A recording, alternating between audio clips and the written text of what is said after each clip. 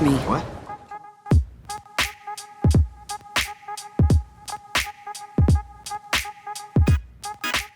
Welcome back, ScreenRanters.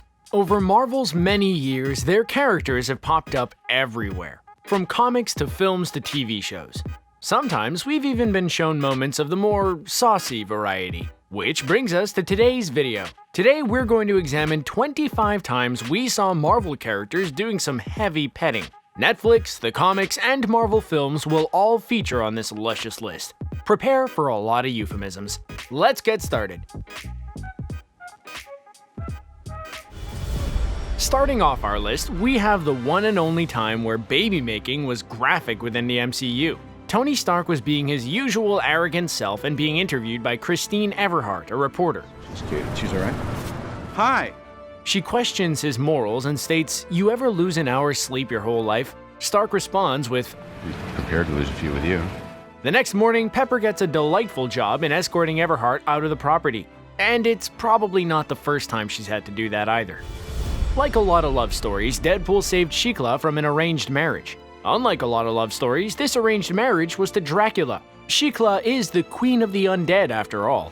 So Wade Wilson and Sheila would tie the knot instead and begin their own version of marital bliss. During one eventful issue, Deadpool and Sheila would partake in some marital exercise on a coffin that holds a lot of symbolism for her family. But regardless, they still bump uglies on it. While their marriage wouldn't last forever, they can at least tick that escapade off their probably unusual bucket list. Cyclops and Jean Grey have been together for what feels like centuries. When Grant Morrison took over the X-Books in the early 2000s, he decided to shake up that status quo. Scott Summers and Jean were going through a rough patch in their marriage. Emma Frost kindly offered counseling to Summers, which he accepted. Later, this would turn into an affair. Kinda. As part of the counseling, Frost used her telepathic abilities to commence the affair all in their minds. But Scott felt guilty regardless. Of course, Jean would find out about their psychic canoodling, which really put a damper on her marriage to Scott.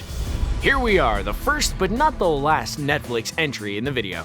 Jessica Jones brought the character Jerry Hogarth to life with her lawyery, promiscuous ways. In the first season, she cheated on her wife with her assistant. In season 3, she rekindled her romance with Kith Leone. But all the reminiscing took its toll as the two gave in to their fleshy desires. As Leone played the cello, Hogarth made her move. After a pause, the two did the dirty deed. Leone then confessed she was in an open marriage. So, no cheating for Jerry this time. Imagine walking in on your aunt who raised you getting some hanky-panky from your newspaper editor's father. Sounds horrid, right? You serious? Well, spare a thought for Peter Parker, who got to experience this firsthand. As Spider-Man goes to find Aunt May, he opens her bedroom door, only to be greeted by the couple in bed. Later on, May and J. Jonah Jameson Sr. would marry, giving all of us hope of finding romantic partners when we're really old as well. Aside from being considered one of the worst X films ever, X-Men Origins Wolverine did provide us with some Logan love. After moving to the Canadian wilderness to try and live a peaceful life, Logan begins a relationship with Kayla Silverfox. As it's a superhero film, a happy romance will usually end in sorrow, which it did, twice. Anyway, the scenes of their lovemaking was subtle and implied at two intervals. Once, when Logan is standing outside without a shirt on, Kayla then goes outside with a gown to cover her modesty. The second time is when she's telling Wolverine the story about Keikuatsu.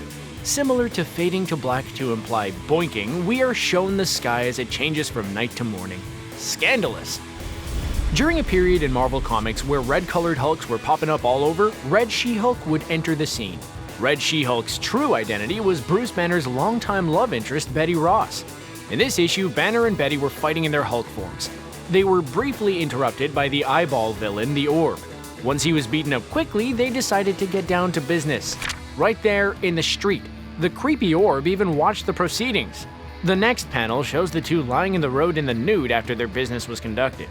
Flames from smashed cars covered their more intimate areas. Fire's great like that. Matt Murdock and Foggy Nelson decided to crash a debutante's ball. Those two scamps. This is where Elektra and Matt first meet. The two end up at Fogwell's gym and do a little sparring in the boxing ring, with Matt divulging some of his history to the Greek assassin. Cute, but all the fighting/flirting reached a tipping point, which leads the two to doing the monster mash in the ring, and then began their long, complicated, and messy relationship. Nope, this isn't an entry from someone's fanfiction. This happened in the Ultimate Universe in Marvel Comics. I want one. No. Previously, Black Widow and Tony Stark got engaged. In the Ultimates 3-comic series, a video of their nighttime exercise is released to the public. Janet Van Dyne, the Wasp, comments on the close-ups in the film. Someone had gone to a lot of work to make this video. But who? Well, it was Natasha Romanova herself. She was found to be a traitor within the Ultimates and wanted to discredit the superhero team to the world. Yikes. Bet Tony wishes he could take that back. Frank Castle lost his family before deciding to dish out lethal punishment. As such, he struggled to find love. Until Beth Quinn walks into his life, that is. Beth was working at a bar that Frank was drinking at. The two connected and returned to her place. They confide their romantic history with each other, and it is pretty clear both their flirting games are rather rusty. However, they both dive in and begin to do gland-to-gland combat. Sadly, the relationship was cut short when Beth was injured badly. The two did find some form of comfort in each other for a time. Bless them. The Irredeemable Ant-Man series was written by the Walking Dead scribe Robert Kirkman. It followed a new character, Eric O'Grady. The S.H.I.E.L.D. agent finds himself in possession of a new Ant-Man suit. O'Grady isn't exactly the typical hero type. He's more of a massive, pervy jerk type. So much so that O'Grady made out with his friend's girlfriend, Veronica, on top of his friend's grave after he had perished. Before it can get too X-rated, Veronica comes to her senses and ran away. But that wouldn't be the end of it. In the next issue, they actually do the horizontal tango on a helicarrier. Veronica would even end up pregnant from the experience. So Eric abandoned her. See, he's a massive jerk. The Guardians of the Galaxy Volume 2 introduced us to Peter Quill's biological daddy, that being Ego. And I'm your dad, Peter. As part of his plan to conquer the universe, he needed to place a flower on different planets.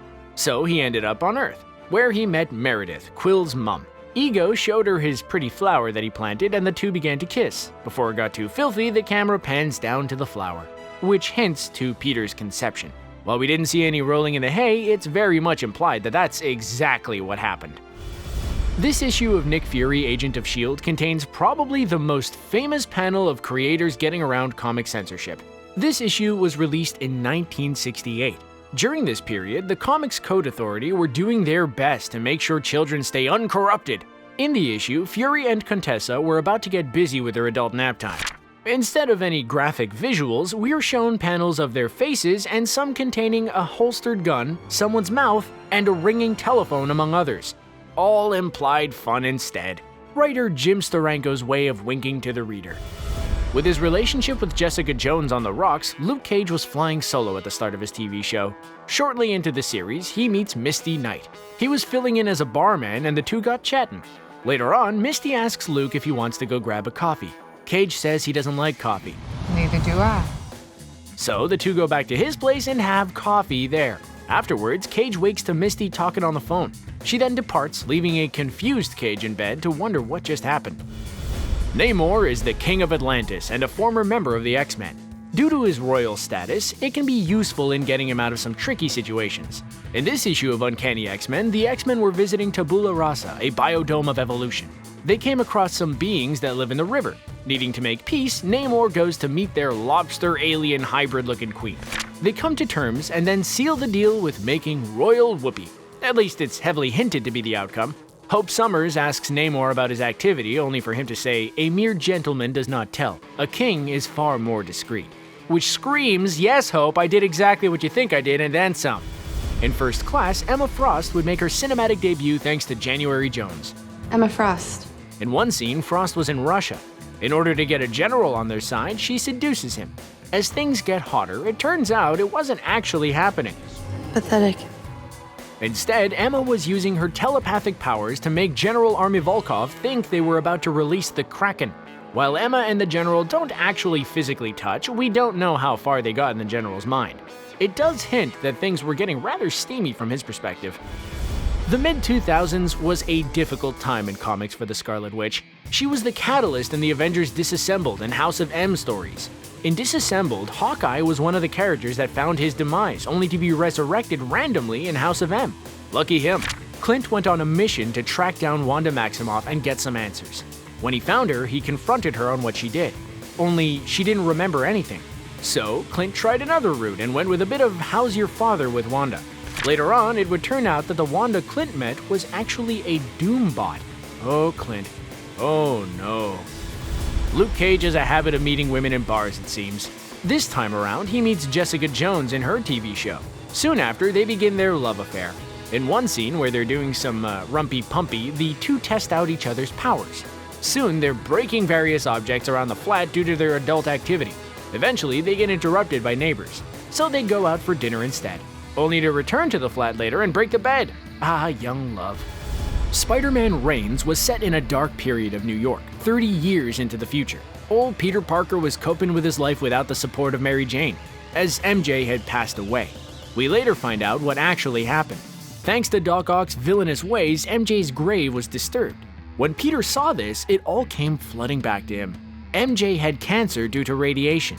Thanks to the radioactive spider that gave him his powers, Peter had a lot of radiation. But instead of leaving it there, Peter gets a little more graphic by stating every fluid was affected. Gross. Spider-Man strongly hinting that he and MJ's Waka Waka caused their demise. The comics versions of Hank Pym and Janet Van Dyne have had a turbulent relationship over the years. In 2003, the Avengers issue 71 came out. During this issue, Hank and Janet were in a good period of the relationship. So much so that they decided to have some afternoon delight at the start of the issue. Janet is shown in ecstasy on a bed. Then we get to see what's actually going on. A tiny Hank crawls up from the sheets and tells Janet it's her turn. Well, it's definitely one of the more creative ways of using size manipulation powers. In 2013, Stark decided to have a holiday by joining the Guardians of the Galaxy. Tony Stark is a notorious playboy in the comics. Genius, billionaire, playboy, philanthropist. Gamora isn't exactly shy herself, so it was inevitable what was about to happen. After some flirting, it was on. Immediately, we see the after effects of their nookie. Tony looks broken and Gamora looks frustrated. It seems Tony got more than he bargained for. Meanwhile, Gamora got far less. She then states she's going to leave and go back to the bar, leaving Tony to tend to his damaged ego. All performance issues, The first season of Iron Fist may not have gone over too well with the fans and critics alike. It wouldn't be until the second season that the show found its groove, but by then it was too late. Over the course of the first season, we were teased a romance between Danny Rand and Colleen Wing. Finally, the two martial artists would play peekaboo under the sheets. Danny woke up to a calm world and everything felt right for that moment, until Danny's crazy life got in the way again. To the Ultimates 3 again. Earlier on in the story, Wolverine was hinted to be the biological father of Scarlet Witch and Quicksilver. The two siblings were in the Savage Lands, which is a prehistoric jungle of sorts. With Quicksilver injured, they decide to rest.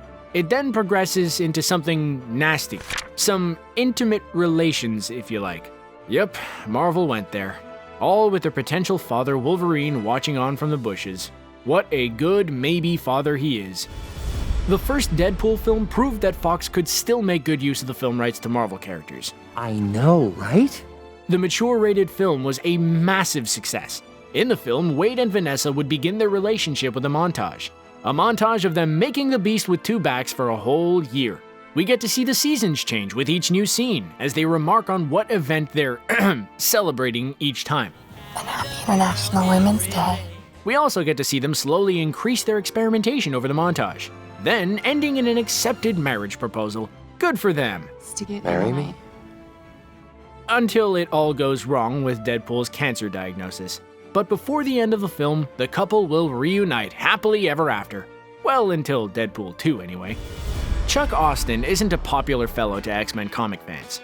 He's the writer responsible for some of the weirdest moments in the mutants' vast history. And here's one of them. Warren Worthington is one of the original X-Men. At this point in time, Angel was in a relationship with Paige Guthrie, who is also known as Husk. The two are at Paige's house with her family.